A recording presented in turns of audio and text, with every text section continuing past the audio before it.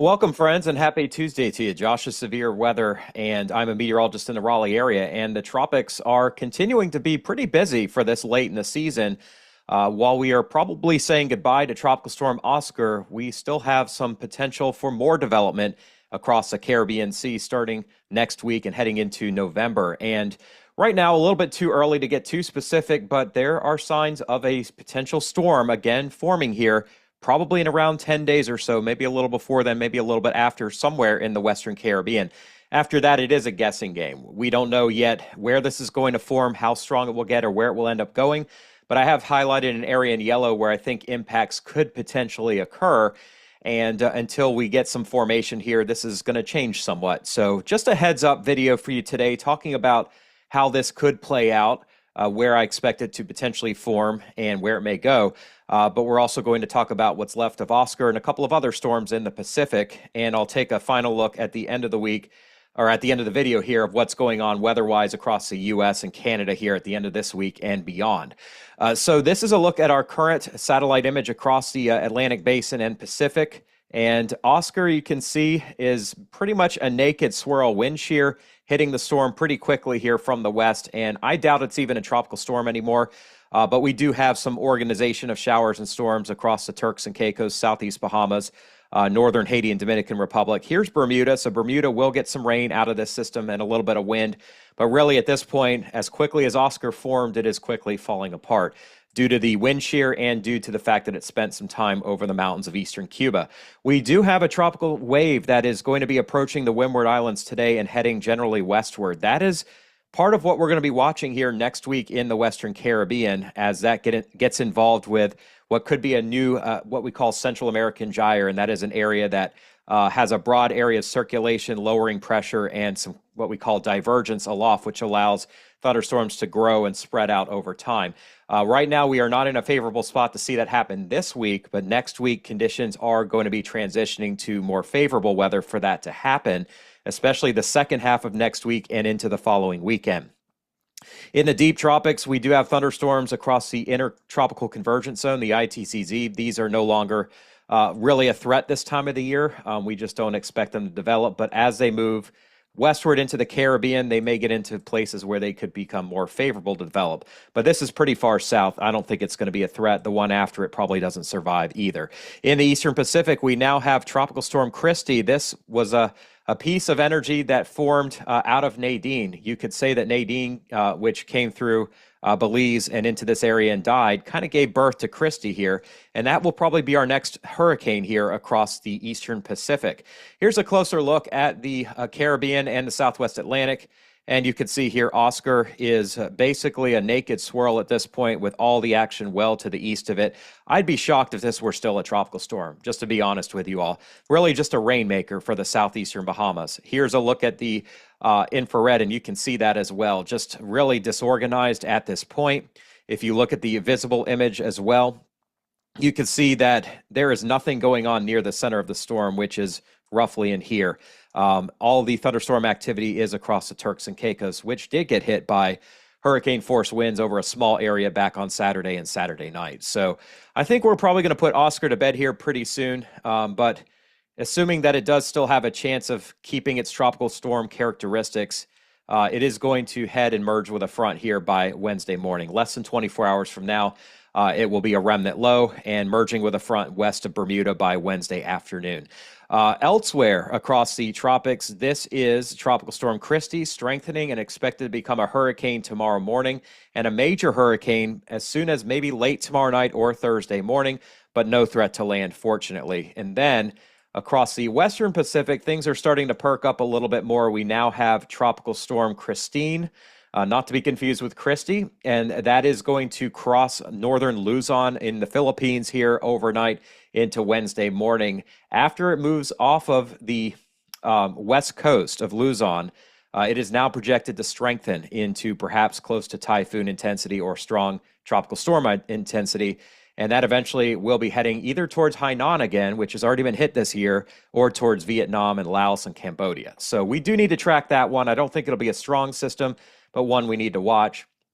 And in the Indian Ocean, we may also have a cyclone forming in the Bay of Bengal here, heading northward towards Bangladesh.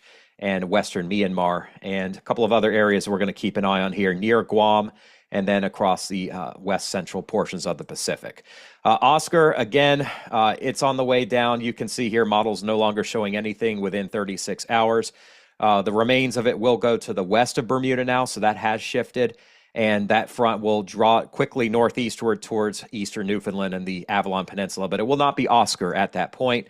The intensity forecast here, in my opinion, is not going to do a good job. I think it's going to be post-tropical very soon. I don't see it strengthening. In fact, if we do get winds of this intensity, that will be from the approaching low and front, not from Oscar itself. But just keep that in mind. There will be some tropical storm force winds out there, mainly over open waters. And here's the rain potential. Locally, 4 inches of rain across the southeastern Bahamas and the northern Turks and Caicos. So pretty much on the way out here, you can see aircraft did fly into the storm here just a little while ago.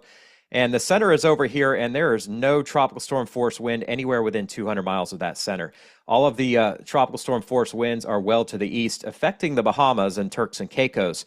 But with the center itself, no longer a concentrated core at this point. So in my opinion, it's not even a tropical storm anymore. You may even argue it's not even a depression. It's just a remnant low. And even though the wind speeds well east of the center did make it to 40 to 50 miles per hour, near the center, they were very light. So we will wave goodbye to Oscar here very soon. Tropical models are not handling this well. They really have done a poor job here because of the size of the storm since we got back to last week. We knew there'd be something. It was definitely an invest, but obviously nobody really expected a hurricane to hit the Turks and Caicos. And in fact, the fact that we didn't even have more than a 30% chance of development within 24 hours of a hurricane strike just goes to show that the weather still is very unpredictable. So the good news is that this is on the way out here. What's left of it will impact Newfoundland here on Friday, but this will not be Oscar. It will be a non-tropical low that sucks up Oscar, basically. So that is really it. Let's take a look at developing Kristy here, moving away from Mexico, a growing storm. This does have the potential to be a major hurricane in a couple of days. No threat to land, and eventually it'll reach cooler waters here in about 5 days. So we will watch it, but it does have some pretty good ceiling to it. Maybe it gets to Category 3 or even Category 4 as we get into Thursday and early on Friday, but then as it reaches cooler water, it will weaken. All right, here is a look at Kristine, not Kristy, out in the Western Pacific. This is the Philippines. Here's Luzon, and you can see a pretty good concentration of thunderstorms. A lot of rain is coming for these folks, and that is never a good sign. Even if the storm is not going to be super intense, it is going to dump quite a bit of rain. But it will probably be at its strongest very close to Hainan in China and then eventually towards Vietnam, and yet another big rainmaker at this point. And we do have some ensemble support that this becomes stronger than currently predicted, maybe up to typhoon intensity. Trami, I think, is the name, but Kristine is the Anglo name for it. But either way, we're going to have to keep an eye on that. Now let's take a look at what's coming up in the future in the Caribbean. We've talked about this for about a week. Right now, we are not in a very favorable spot for widespread tropical development. The browns indicate sinking air, which does not promote thunderstorm or tropical intensification. But, you know, look, it happened with Nadine over the weekend. It happened with Oscar. It's happening now with Kristy. So despite the sinking air, there's still enough out there with this warm water for something to develop. Now, as we head to next week, the signal screams that we're going to have development next week near the southwestern Caribbean. Take a look at a week from today. There's just an incredible amount of divergence. The water's still very warm out there. Storms do still develop in October and November in the western Caribbean. They're typically less of a threat to the United States at that point, but we have seen storms hit Florida in November before. We've even seen them farther up the East Coast. So just something to keep in mind at this point. I'm not trying to scare anybody at this point unnecessarily, but we do need to watch it. And here's a look at the following weekend, and we still have a pretty significant area here of rising motion. So maybe not just one more storm. We could even see an additional storm at some point here if this is correct. It looks like that phase does eventually transition into a less active phase, but it may take us until about Veterans Day for that to happen. So the European center here does show Oscar, obviously, but it does also show a 50% chance of some sort of development in the southwestern Caribbean by early next week. The following chances continue to climb, and all the Western Caribbean has a decent chance of seeing some sort of impact. Same for Central America here. This is a 60% chance, for something that's more than a week away. That is pretty high signal, to be honest with you all. We don't see this too often. And as we move this on into the future, you can see there's still a chance of something in either the Southwest Atlantic, the Western Caribbean, Southern Gulf, possibly even Florida and the Bahamas during the week of November 4th. That's Election Day, by the way. This could be something that we're watching in South Florida. I hate to say that because I really don't want to go back on my words, but we can't rule it out at this point. And then you could see even beyond that, the week of the 11th of November, we're not totally out of the woods yet. We are maybe in the U.S., but not necessarily in the Western Caribbean. So we may continue to have a pretty active last 30 or so days of the season. If you take a look at this wind shear profile here, the blues indicate lower than average wind shear and the reds indicate higher than average wind shear.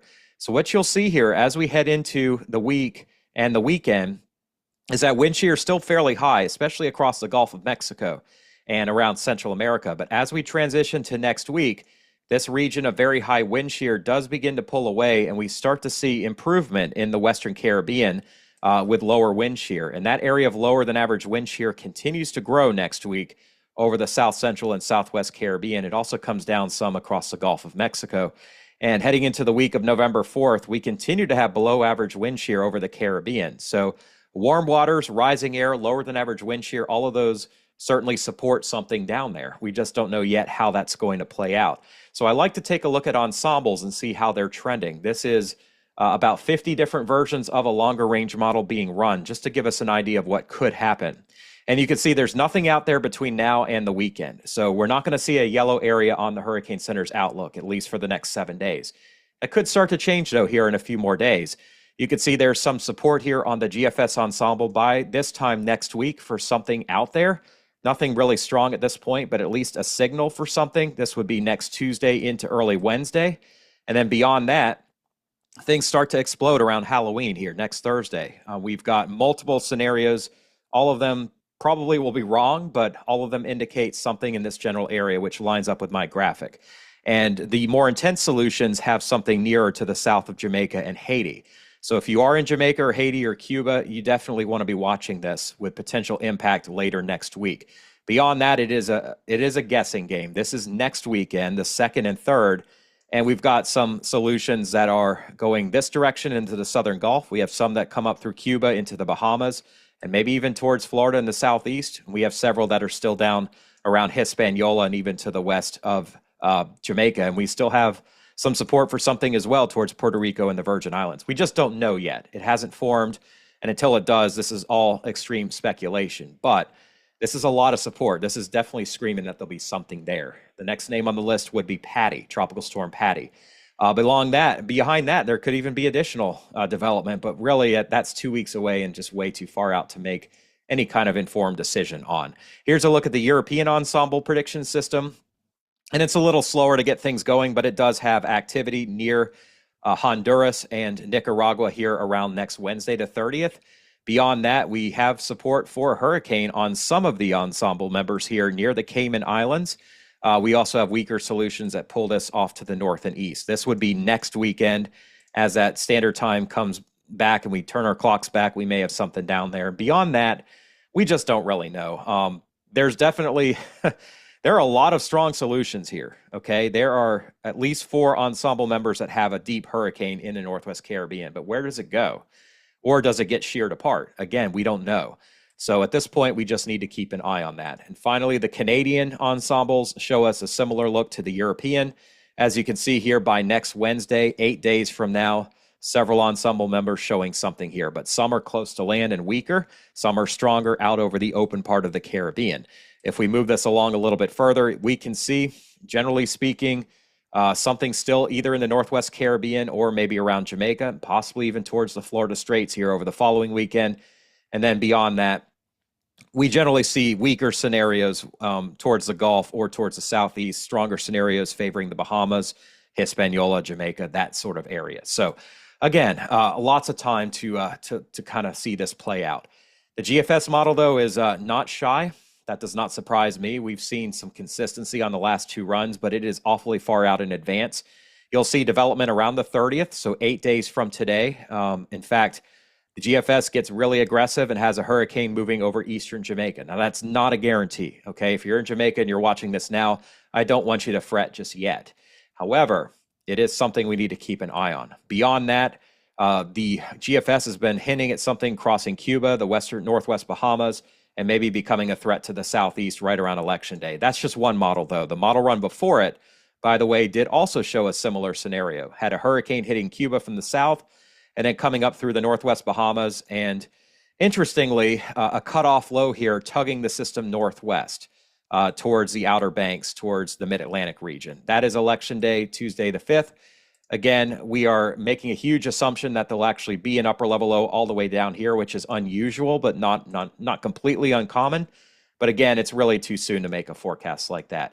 The Canadian goes out 10 days, so it's not going to have that scenario just yet, but it does have low pressure in the Western Caribbean by next Wednesday between Honduras and Jamaica. It's a little weaker, though. You'll see it continues to have that system kind of lollygagging around Jamaica here. So the bottom line at this point is that I want you to know that there's a signal, but I don't want you to make or cancel plans. However, if you are in the Western Caribbean, you do need to be preparing for bad weather, a lot of rain and some wind at this point.